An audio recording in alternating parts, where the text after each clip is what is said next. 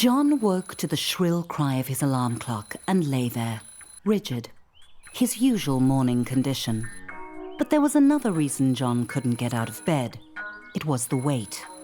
A weight that had nothing to do with his muscles or fat or sweaty blankets. John was weighed down by a piece of paper. The invitation to his high school reunion. From across the years, the words he'd heard in the schoolyard were still clear. You're a loser. No one will ever love you.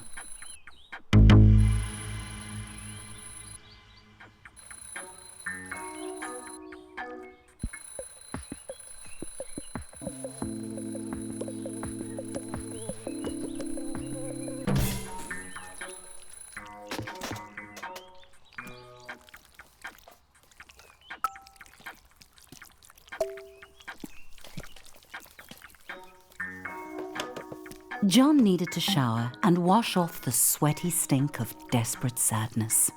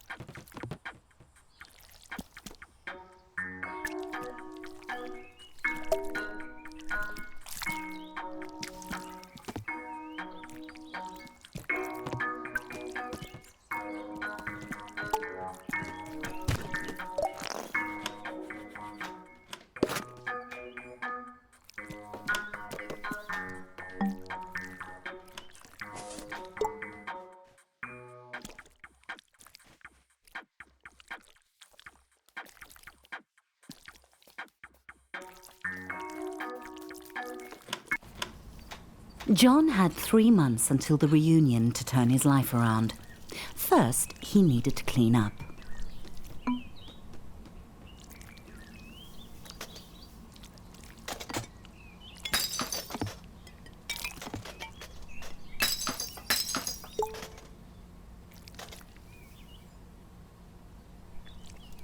The only reason he'd ordered so much takeout was because Delilah, the delivery peen, made John feel butterflies in his testicles.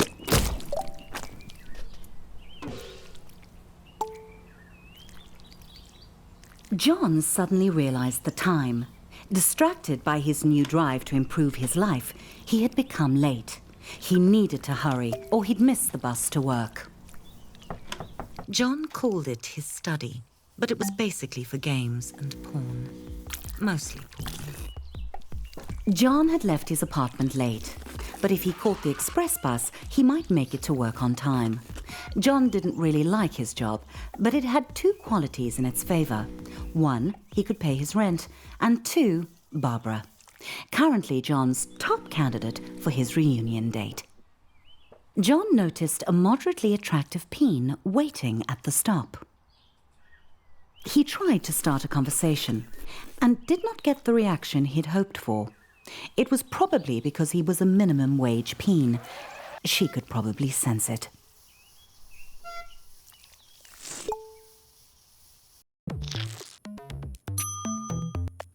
The office hummed with cold fluorescent lighting. The air was cold and stale, lifeless. How long had John worked here? Long enough to deserve better. John was late, but he felt daring. He could sneak into the office through the archives, or he could stroll through the front entrance with enough confidence to bluff his boss. John decided to creep in through the archives.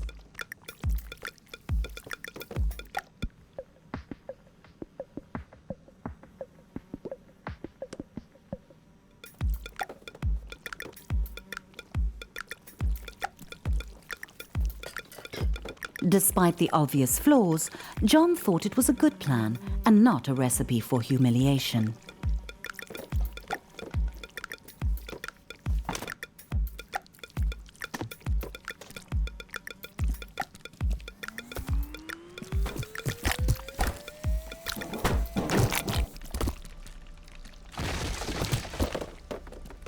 Everyone else was hard at work, grinding away. John might actually get away with this. The boss. He homed in on John, deluging him with spit and buzzwords. The boss ran out of synonyms for John's failings and gave him an ultimatum.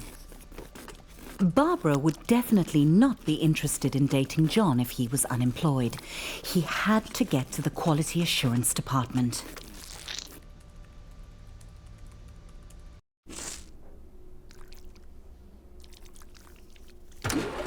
There might be a faulty dildo just waiting to cost the company millions in lawsuits. John would have to test them all. Every atom of John's rectum began to vibrate with the frequencies of pure pleasure. His orifice was a paradise. This vibrator would end all wars. It was good.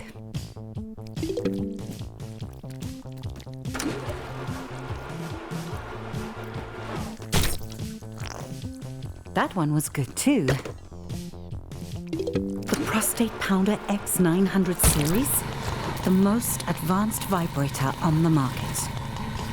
sweet mother of... No, John, that's too much pleasure for one anus to handle.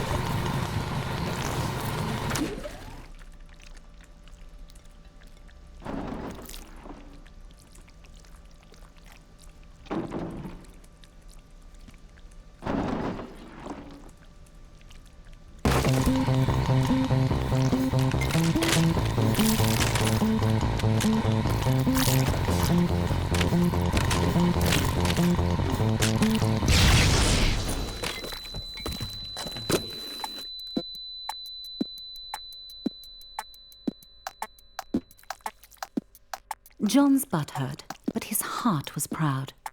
If that vibe had gotten out into the world, it could have injured a customer as badly as it had ravaged his anus.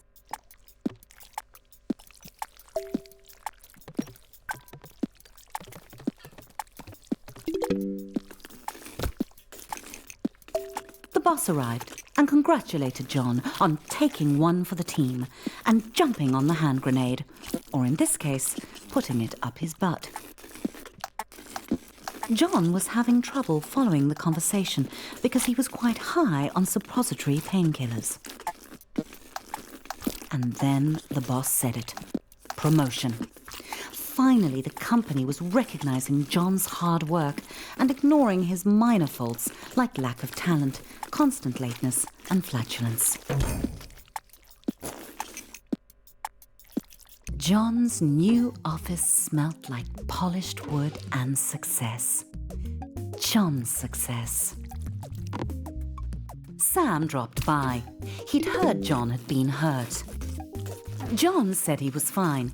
He wasn't a softie to complain about a mildly ruptured rectum. Besides, he had a promotion to celebrate. John had met Sam in college during a sports ball game. He'd given him some stiff competition. Not stiff enough. They'd started at Flesh Corp product testing together. Nothing builds a friendship like a long day of dildo mounting.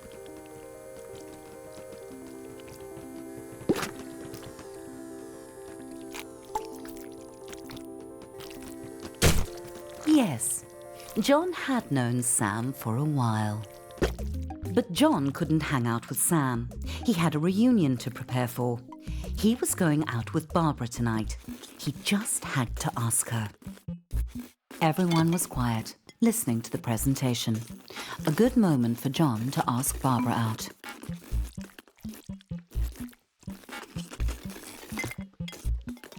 That's not Barbara, John. Warmer. Barbara agreed. Well, she nodded. Sort of. Things were really going John's way.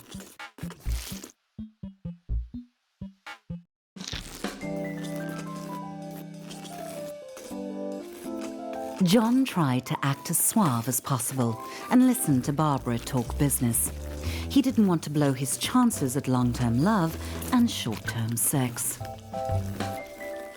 Barbara began to talk about monthly feedback figures, and John started to zone out, imagining him and Barbara at the reunion, a power couple.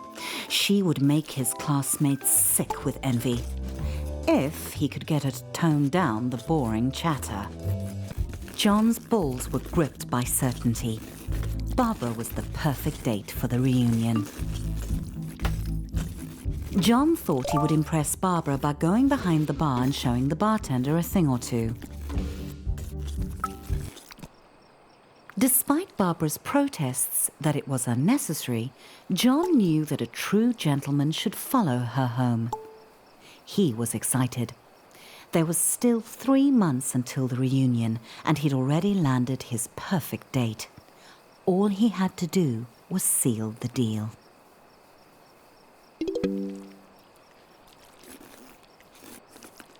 Barbara thanked John for the evening and politely did not invite him inside for coffee or sex, even though John had dropped some pretty obvious hints he'd be into both, or just the sex. The door slammed on John's hopes. He didn't understand. He'd laughed at all Barbara's pie chart jokes. He'd listened to her boring stories. The blank eyes of the lawn flamingos were witnesses to John's shame.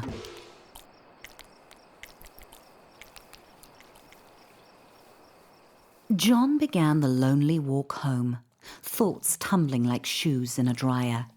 He had done everything wrong. Barbara had led him on just to humiliate him.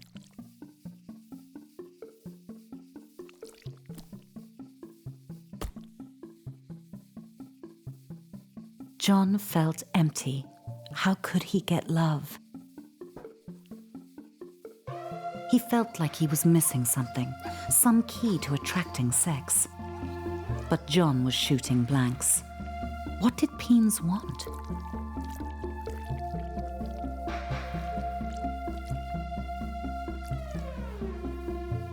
Then it hit John out of nowhere. Stuff. He had the success. He just needed to show it off. But where was John going to get all the stuff he wanted? John needed a sign.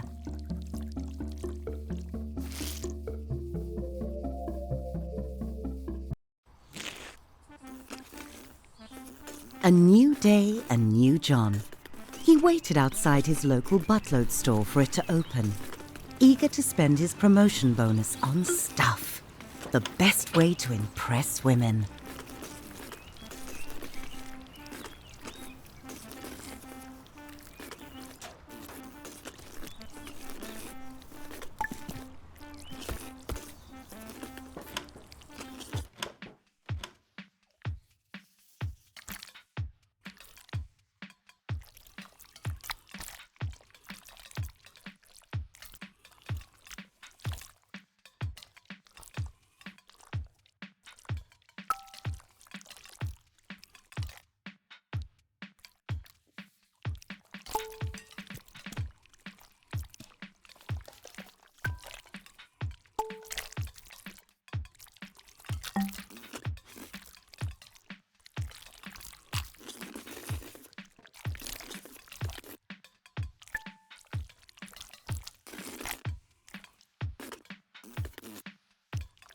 Suddenly it occurred to John that he was going to make a lot of choices. And every one of those choices would tell the world who he was. Did he want cheese or sausage? What would a date think when they sat in John's home? Comfort or style?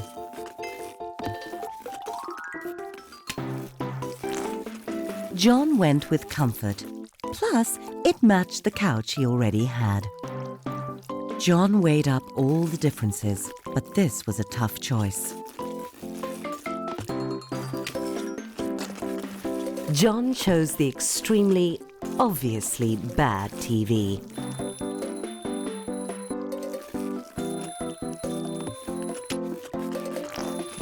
John realized that it was only 2 months and 29 days until the reunion. Time flies. Cactus or rose? Was John a rugged hero or a romantic poet?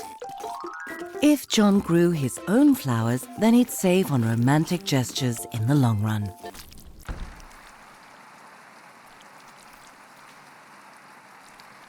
There was nothing John could take with him to the grave.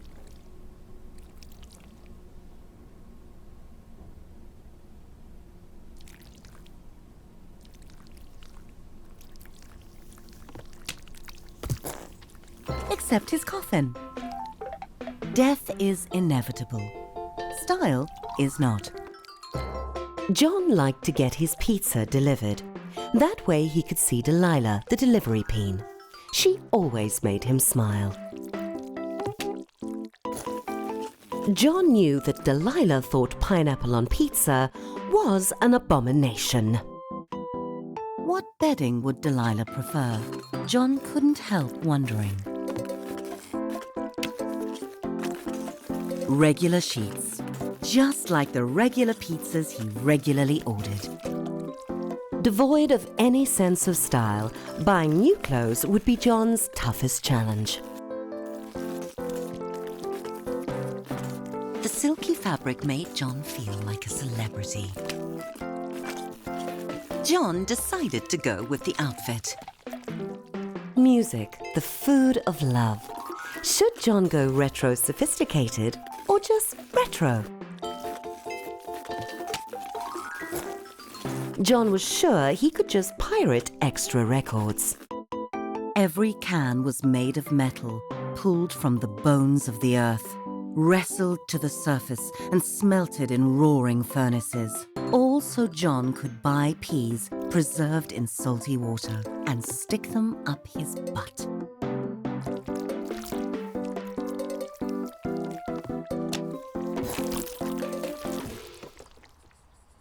John's new purchases were on the way to his apartment. All he had to do was invite a date over. One look at all his stuff and they'd be overwhelmed with sexual desire. John felt proud and also hungry. It gave him an idea. He should invite Delilah over for dinner.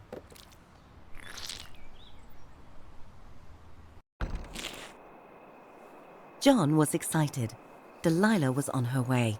He just needed to set the mood to romance.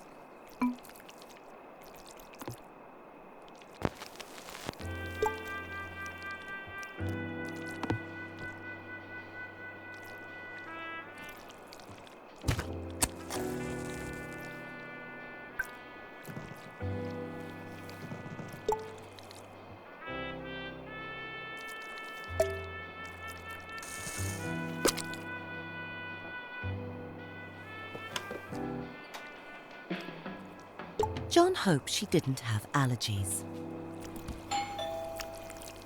That must be Delilah at the door.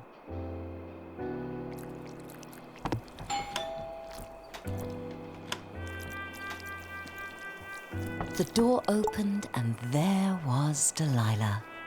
John gulped down his nerves and invited her in. John could tell that Delilah was impressed by his stuff. It was time to crank up the mood to seduction. John wanted to offer Delilah wine, but he'd already popped his cork. Delilah started looking as nervous as John felt. He assumed it was because she was shy too. They really were compatible. Of course, at the reunion, he couldn't mention Delilah was a delivery peen. That would be embarrassing. Delilah suddenly headed for the door. And just like that, John was alone again. Delilah hadn't even looked at his stuff. The rejection burned. John felt insignificant. He had everything he wanted. The job, the money, the stuff. So much stuff. He wanted to destroy all of it. Shove it into the abyss. His stuff didn't matter. Take that, TV. Stupid records. He was a shaft in the machine. A lonely piston pumping away like all the others in his rigid place. Nothing special about him. Why should Delilah or Barbara or any other peen be interested in dating him? He was just like everyone else and they could tell. John wanted to be special, but he had to face the numb truth. He wasn't. And all the money and stuff he'd ever accumulate wouldn't change that. He thought it would make him unique, but it just made him more like everyone else. He should leave it all. Get out of this little town and go on an adventure. See the world. Be gone, boxes! He was a boring corporate drone, but he didn't have to be. He could be a traveler, exploring jungles and climbing mountains. He could visit the wonders of the world and get his picture taken. Like Peony Island, the unspoiled paradise he'd seen on TV. That was it. John had to travel. Bags packed, John was ready to put 5,000 miles between him and his problems. He was leaving it all behind.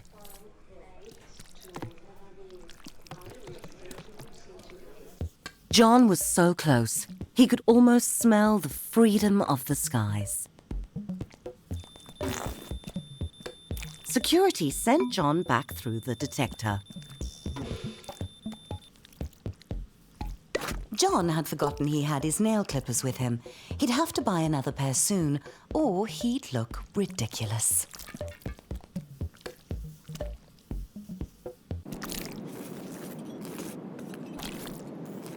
When the acceleration of takeoff had slackened, John felt a sweet relief. He had left his worries on the runway.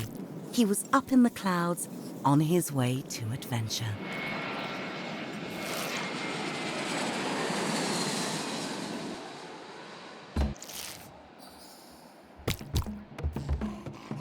John's adventure had begun at last, and clearly it was a small world after all, and also a flat one.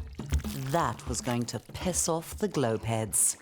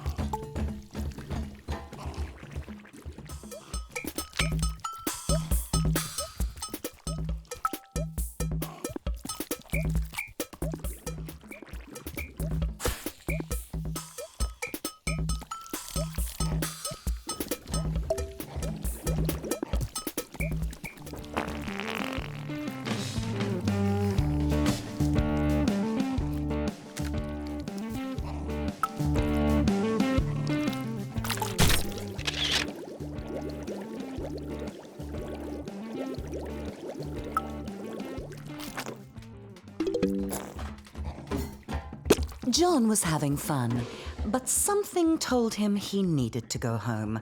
Probably his empty bank account. John was on his way back home. He was out of money, but money can't buy love. What it can buy are the experiences that had made John a more interesting and developed person, with 100 Bustagram photos to prove it. Finally, everything was going smoothly. John felt good to be back on the familiar ground of home, but he would feel better to be on the familiar mattress of home.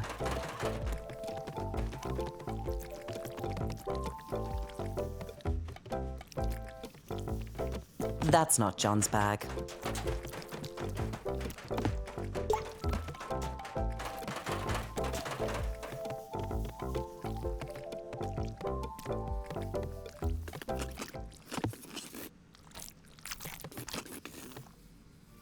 Despite John's swell of fresh optimism, traveling was exhausting, and he just really wanted to get home and get some sleep.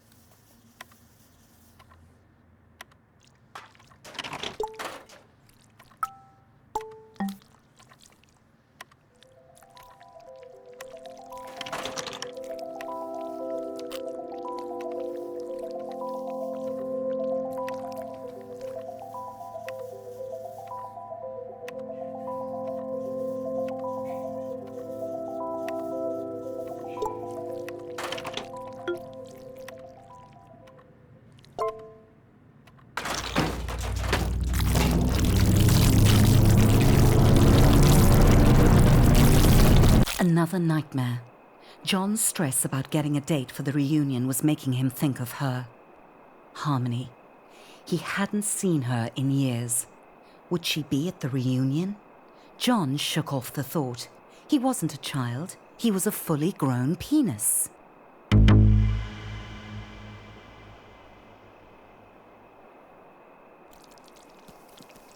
John, why is the bathroom barricaded?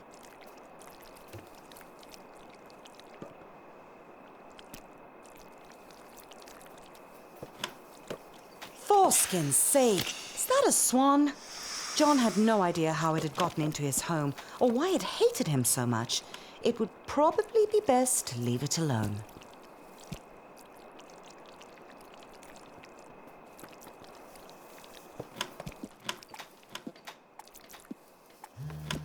John's butt started to buzz. Had he left a vibrator up there? Whatever it was, he should get it out.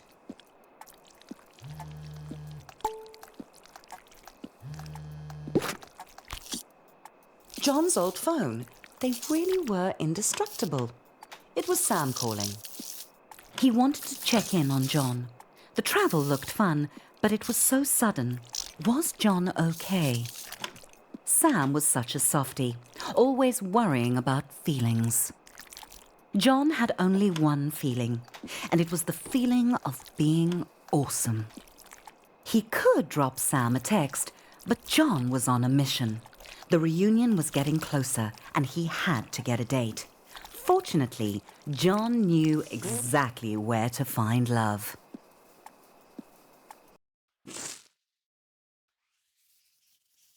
John held his breath. He was about to meet his match. He had to reassure himself he could do this. He had a good job. He had nice stuff. He had traveled. He was ready to find love. On Weena, where all his sexy travel photos would give him the pick of the pack. Hot. Too skinny. Sexy. Very nice. Too short. Too much foreskin. Nice shaft. Very hot. Not enough foreskin. Gorgeous.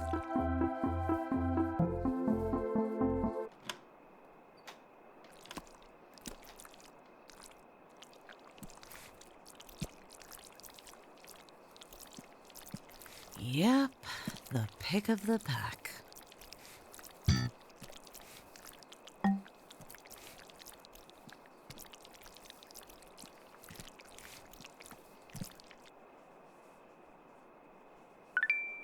Yes! John had the pick of the pack.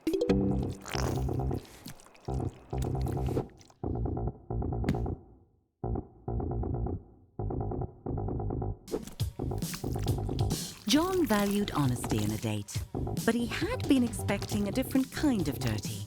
A sexy and much more hygienic kind.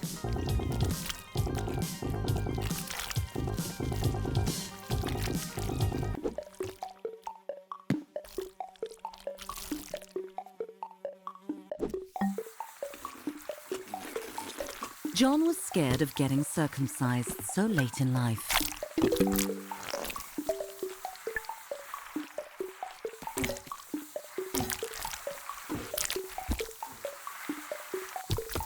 Oh, better put that on ice. It'll be okay, John. Chick sticks cars. I hope.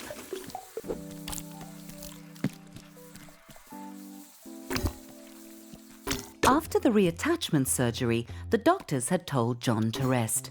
So he did, for 6 hours.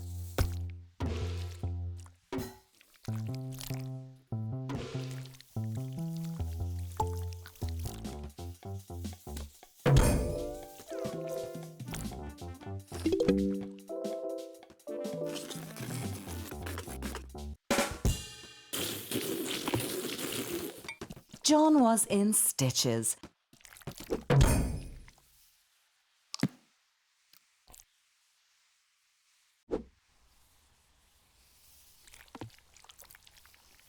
Karen had invited John straight over.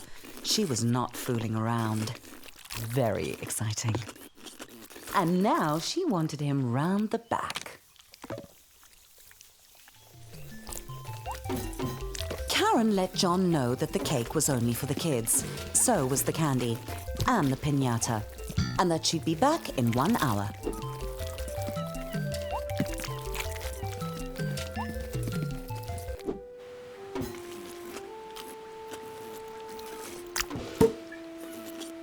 John laughed at Melody's hilarious bullfrog story. She was adorable. Everything was going perfectly.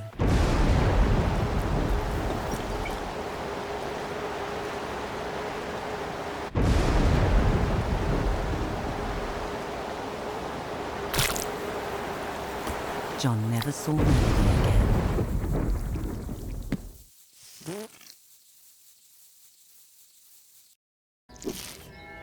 So far, Weena had been a parade of weirdos and rejections.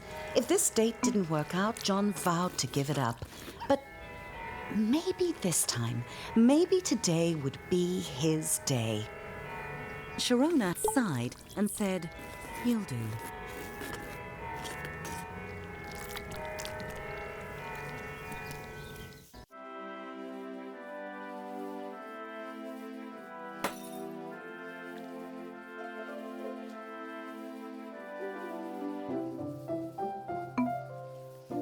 John felt a little underdressed and a lot overwhelmed.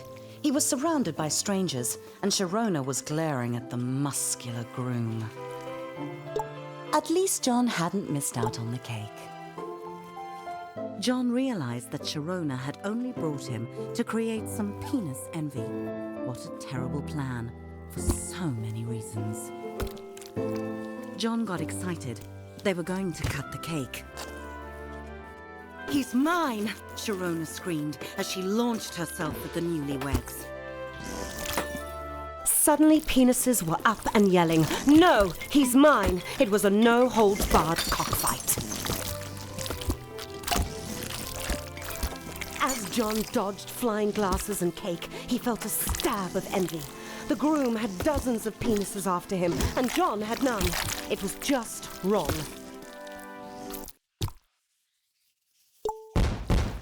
John left the screams and explosions behind him. It was a disastrous end to his online dating. He had tried everything, and it just wasn't good enough. He wasn't good enough. Swans was so simple. If you gave them bread, they liked you. But you can't take a swan to a reunion.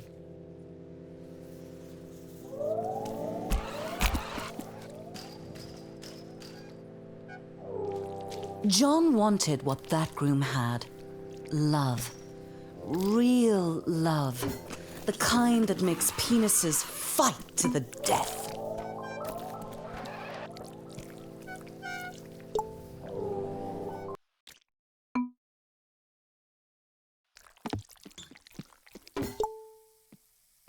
Days later, the question was still bugging John. Why were so many penises in love with the groom? But no one loved John.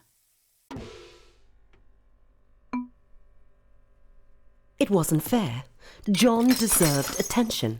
He had money and Buttstagram pics of his adventures. He even still had quite a lot of stuff. What did that penis have that John didn't?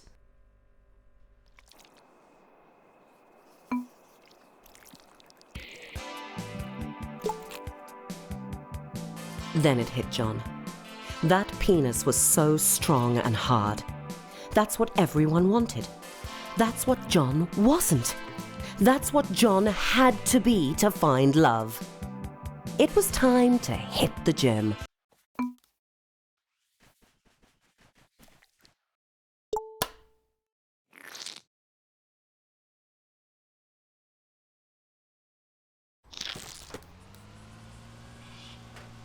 John arrived at his local gym.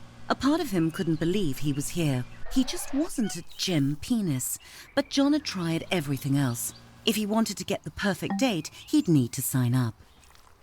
Sam? What was he doing here? Of course, Sam was married. John's theory was right. If you get muscles, you get love. of nowhere, Sam asked John how he was doing. Really doing. For a moment, John wanted to be honest, but he didn't come to gym to be a softie. John was here to get hard. It was John's first time in a gym since school. He tried not to read too much into that. John had two options. He could try month by month, or if he signed the 10-year Big Muscles Big Savings contract, he'd get a free easy squeezy water bottle. John wasn't a sucker. He knew the importance of hydration.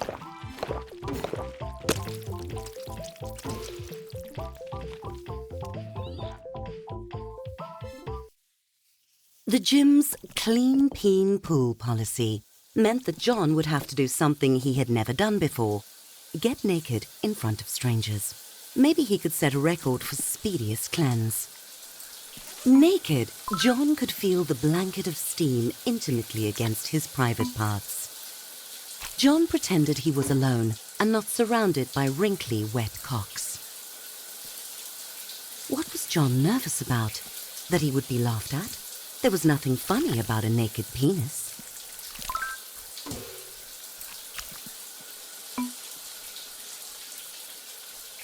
Very fetching, John. It even matches your tan lines. Time to conquer the pool. Sam enthusiastically greeted John and offered to show him around, obviously not realizing that John was a natural athlete. The pool was like baptism, the icy water washing away John's flabby flab. He found his stroke, gliding through the water like an eel with large, ungainly testicles. This wasn't hard. John couldn't believe peens actually got gold medals just for splashing around. Maybe he could become an Olympian. He was slowing down a bit, flailing a bit, but John pushed on, knowing that looking good in a Speedo was the only thing that could save him from an empty existence. John wanted to take a break, forever. The pool was not his friend. It was not the blissful wet dream of his fantasies. It was a hellish prison of murderous fluid determined to drown him. No wonder life crawled out of the sea, desperate to escape the water. Done. John had not drowned, but more importantly, he had not quit. Time to hit the weight room.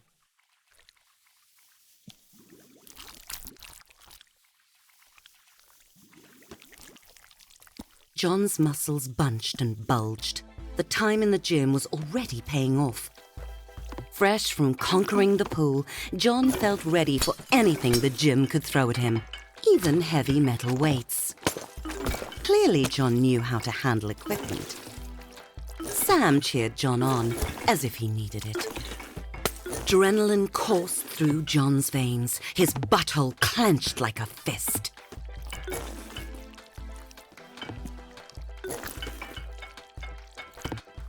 John was forging himself into the peen he saw on movie screens, bulging and sweat-slicked, hard and shiny.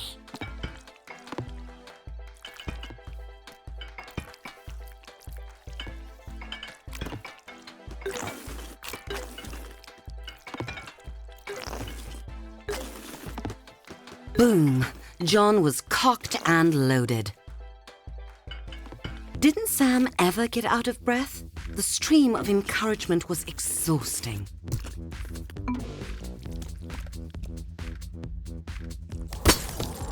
John, getting flung from fast-moving objects since preschool.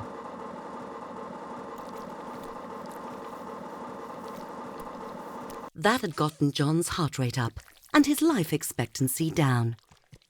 John was sweating like a senator on a sex tape, but he wasn't done. John took a deep breath, clenched, and pulled.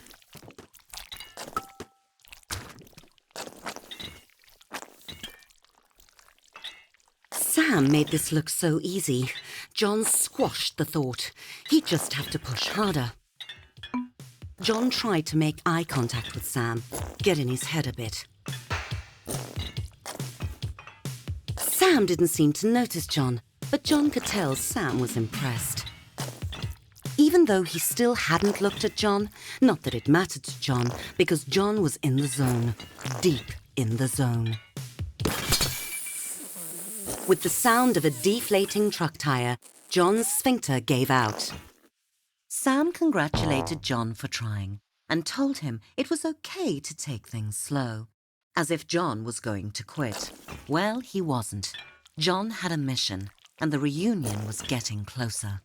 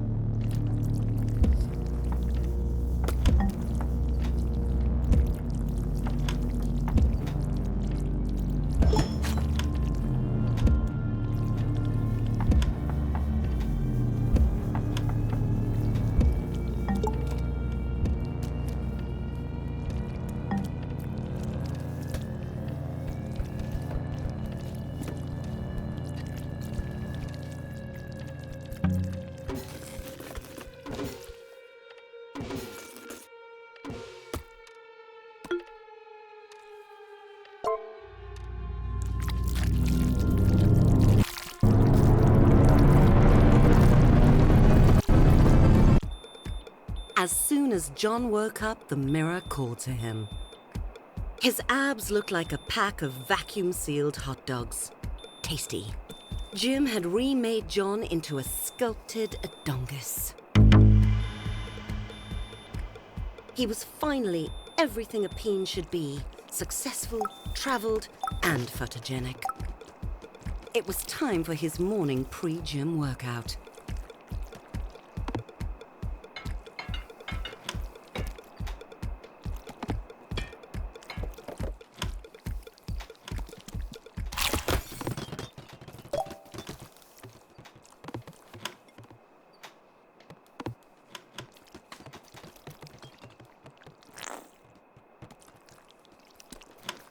The reunion invitation caught John's eye. He read it again and again, stunned. He'd gotten the date wrong. Very wrong. The reunion was tonight. Tonight! He'd have to go alone. They'd all be there, and they'd look at John and they'd know he was still a loser. No, there was still time. John needed a date fast. He'd have to go out. He'd have to make an impact. John had to dress his best, only better.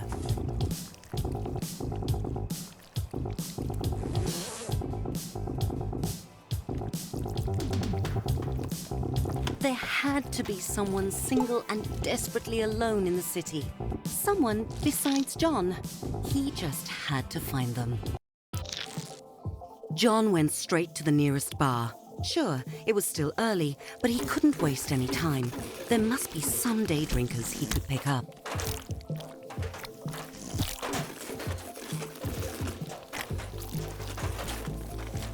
It was a classy place. Even the vomit was high quality. The bouncer looked like a hagfish that had taken up lacrosse.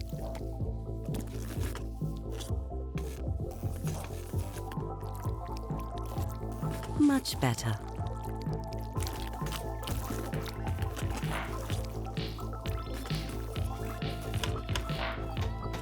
John stepped into the bar and saw her. The answer to the question, what was John's purpose? Her. Loving her. Being with her. Taking her to the reunion. Their eyes met, and John knew she felt the same.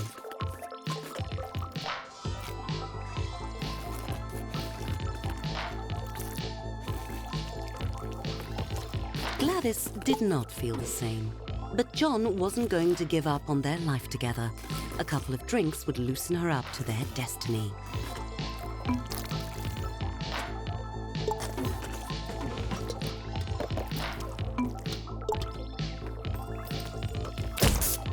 Wow, Gladys was not an amateur when it came to drinking.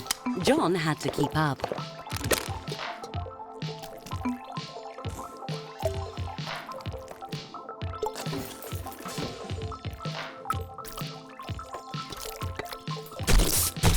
It was working. Gladys was definitely warming up to John.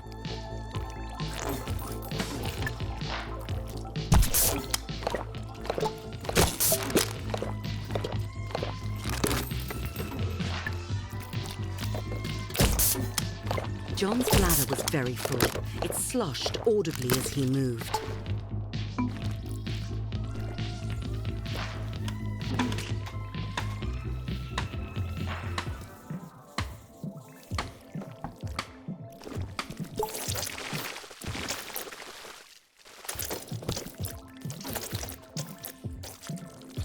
Holy balls!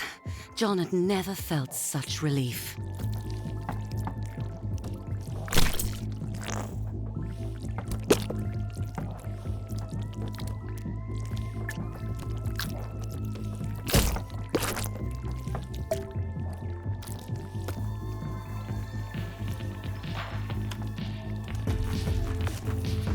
John looked around.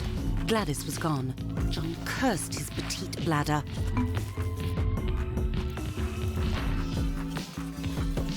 The bald bartender shrugged and told John Gladys had left because some creep was trying to get her drunk.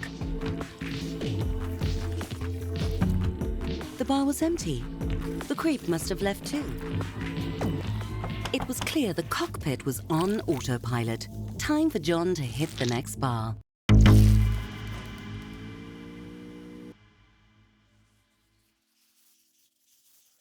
John's anxiety had sunk under the surface of the beer he'd drunk, while his confidence was floating high. This was the place he'd find love. It was empty, except for the bartender. Clearly, this bar's only special was unhappy hour.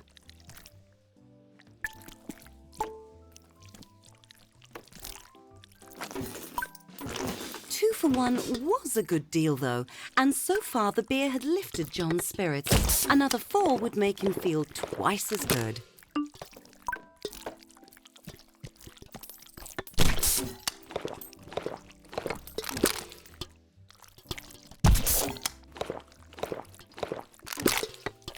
The bartender gave John a smile that set his heart hammering. He had to impress her.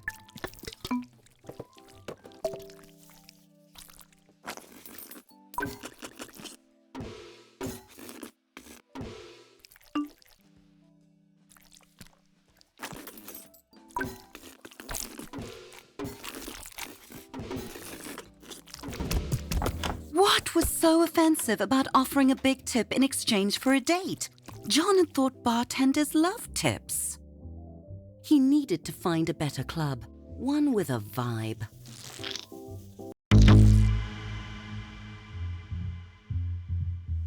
John was drawn by the pulse of the music. It pulled him forward like a moth to a fiery death. John was running out of time to find a date and prove that he wasn't a loser. Dancing, the real way to flirt, the way of animals, of wild sexual creatures. John strutted and shook his booty. With booze buzzing round his head, John found himself on the dance floor. Everyone was up close and sweaty. John was exhilarated. He felt alive. John was working himself up to try a little bump and grind.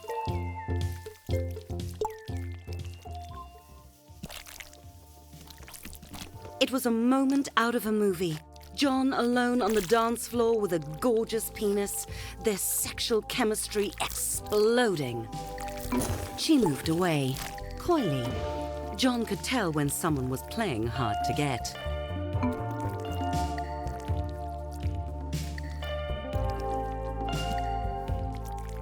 He let her marinate in the tension before making his move.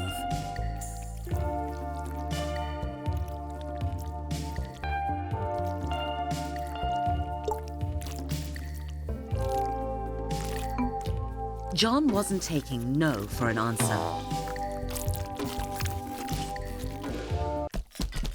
Some people have no sense of fun, but John was certain the next bar would be different.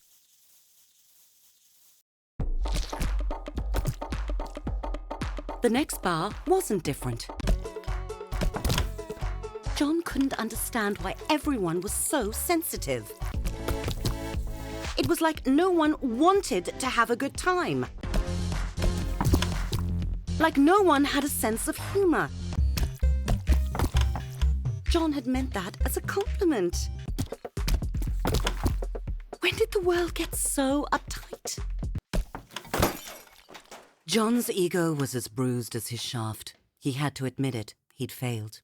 He was where he belonged, in a creepy murder alley covered in trash.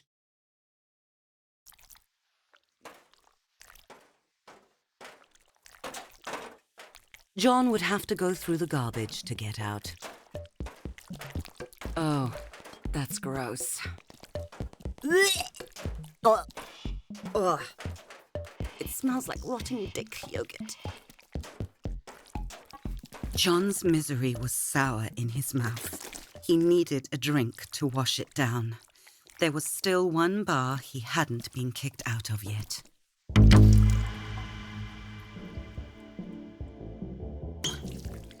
John had cleaned himself up as much as possible. He really needed a mint.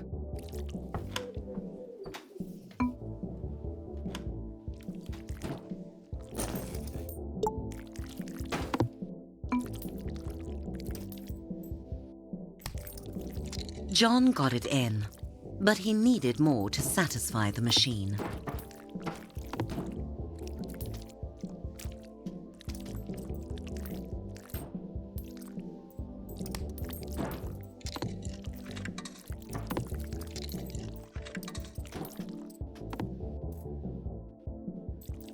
Nailed it.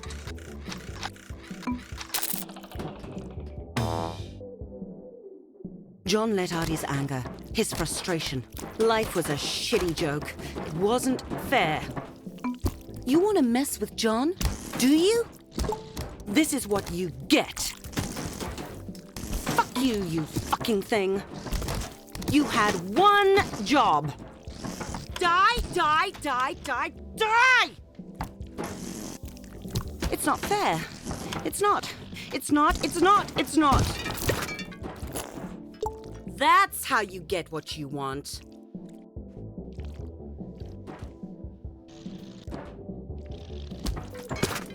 Ugh, menthol.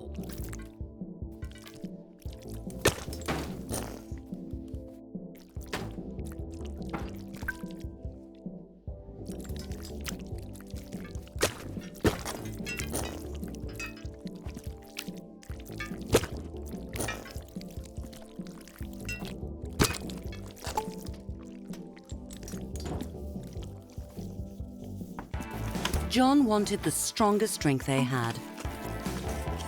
Rough night? Someone asked John. He hadn't noticed her when he came in, but now he did. It really had been a rough night for John, but he felt a little better that someone cared enough to ask. It was a pity they were only sort of attractive. But destiny had given John a second chance. John made his move. Unfortunately, according to Alice and to her boyfriend Chadrick, it was the wrong move. Chadrick threw John into the alley and followed, making unoriginal but still terrifying threats. Get him, John! I can't watch. Don't hold back! Give it to him! Brutal. Yes! Yes!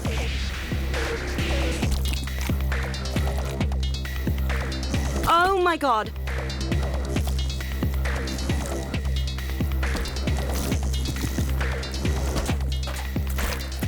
John had survived. No, he'd won. He'd won. He'd won. He wasn't a loser. And there was the proof lying in a bruised, bloody heap. John didn't need a date to the reunion. He needed to go over there and beat the pre-cum out of those dicks. High school reunion, the perfect time to teach someone a lesson.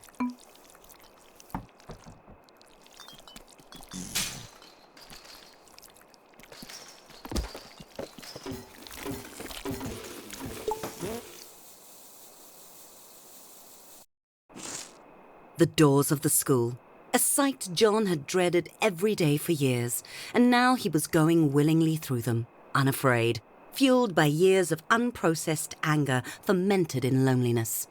John was back.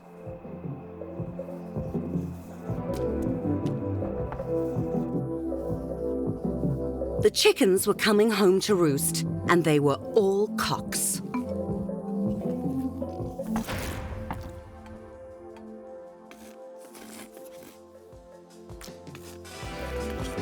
These were the Peanlets he'd grown up with, now with jobs and marriages and beer bellies. John was surprised at how ordinary they had all turned out. He spotted them, John's tormentors. Time for them to feel the wrath. Ha! Who's a loser now? Who?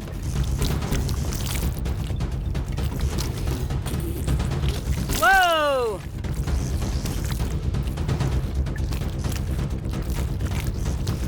Careful! How do you like that? Get in there! Don't let up!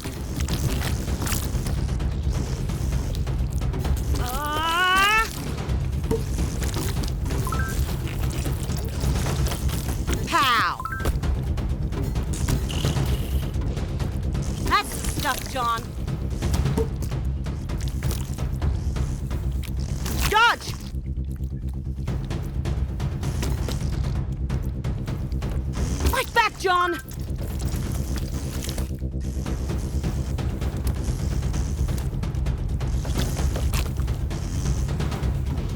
Ow! Ha! John had won. He'd won. No one could say John was a loser now.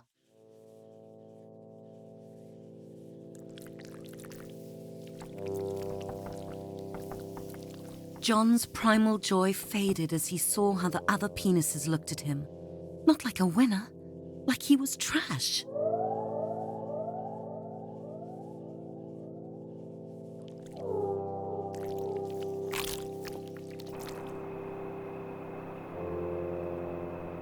John tumbled down the steps, hitting every bruise on his length and his ego.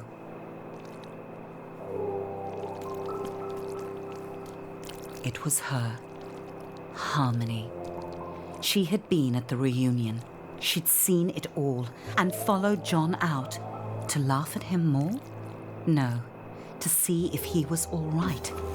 Why did that hurt John so much?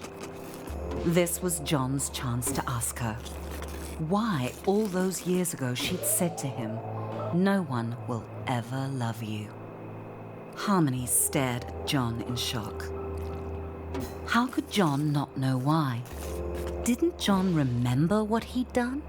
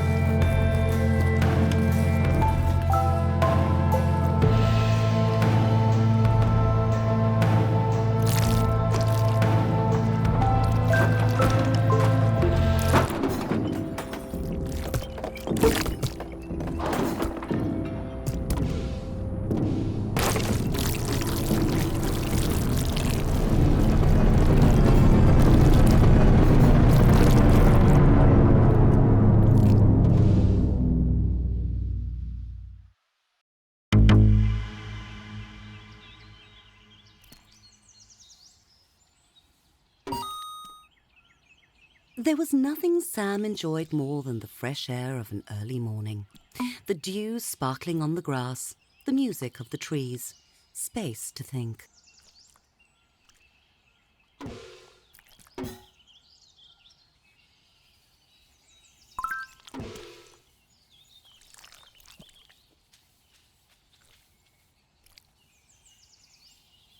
What was that smell?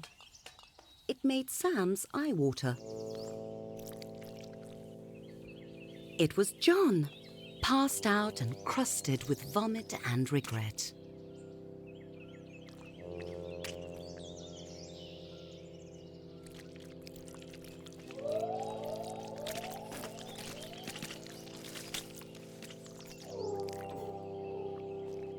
John was awake and tolerably clean. Sam tried to be gentle and invited John to join him on his walk.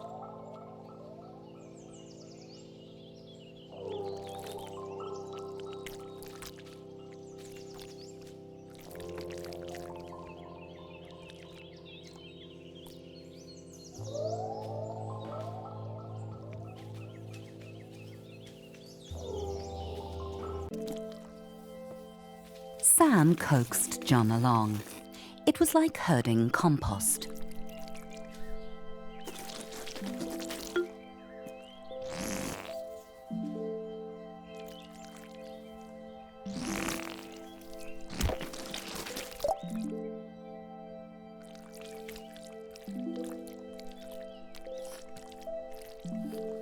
John couldn't answer Sam's questions yet. How had he ended up such a wreck?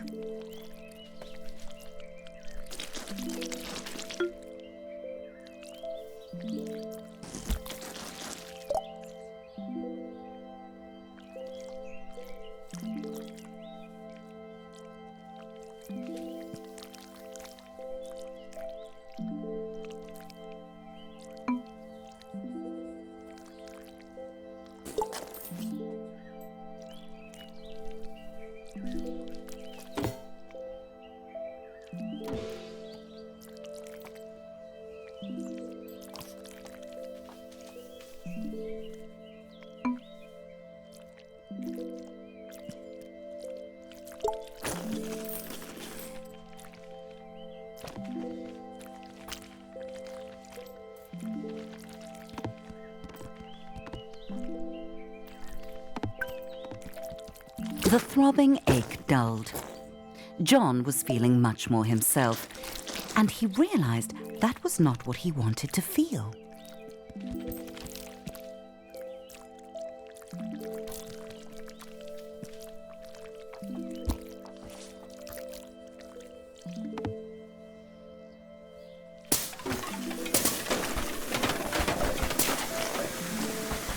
Even that bit of senseless destruction couldn't cheer John up. Sam saw his friend's misery. He suggested they keep going.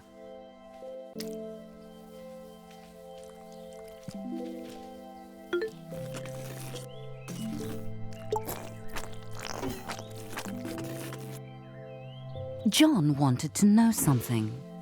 Why didn't anyone love him? As soon as he said it, he felt like a softie, whining about his feelings.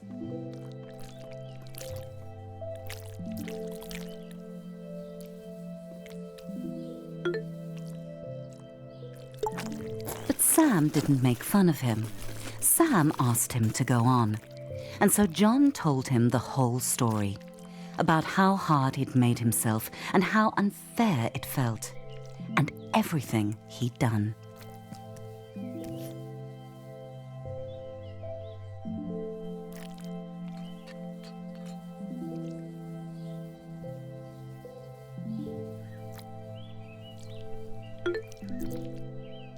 Saying it out loud, John realized he'd sounded like an asshole. But he'd done everything right. Why didn't he get what he wanted? Why didn't John get love?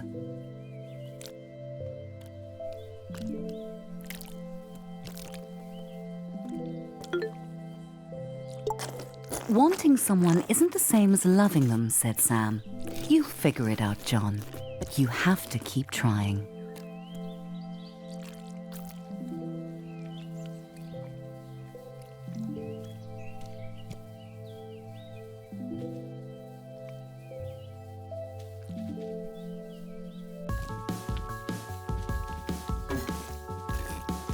How about a bike ride? Sam asked.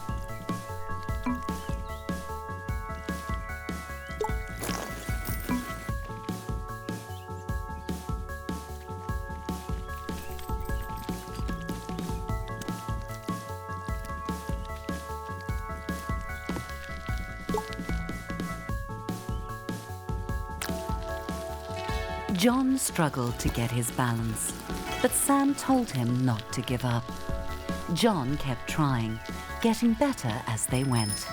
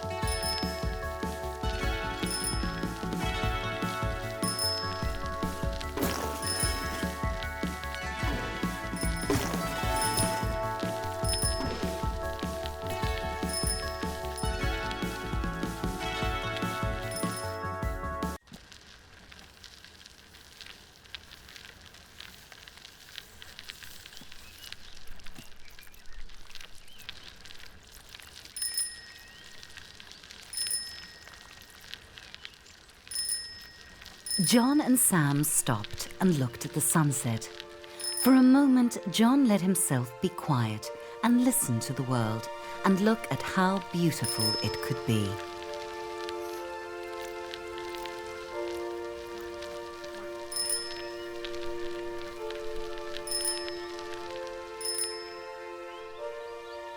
Life can be hard, said Sam, but that doesn't mean we have to be.